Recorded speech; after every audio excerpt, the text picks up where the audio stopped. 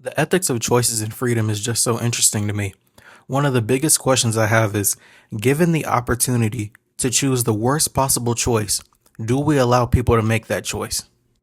Now, I think back to many years ago when I watched the Ted Bundy film, right? And I always remember a woman actually married Ted Bundy. Now, while she clearly wasn't in the proper mind state and probably wasn't the brightest in the world, that is still a human that is able to vote and participate in society like everyone else.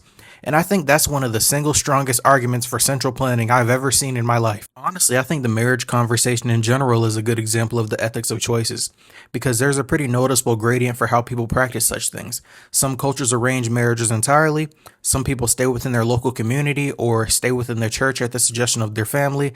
Some people stay within their school or university, oftentimes at the suggestion of their family. Some people just go off and mingle among all the people in society. I think all of those choices are pretty valid. Well, save for the last one, which is probably the most suboptimal despite it being the most free and the one that gives you the most personal liberty. With this conversation, I wonder whether large groups of people can ever experience any level of success, romantic or otherwise, without outsourcing social proof to their peers and outsourcing the creation of a group based on shared values.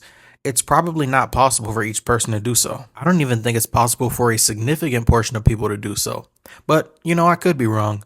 So it makes me wonder, maybe we should just all live like that old book The Giver and just be assigned a little family in a house and have somebody choose the way we live. I don't know.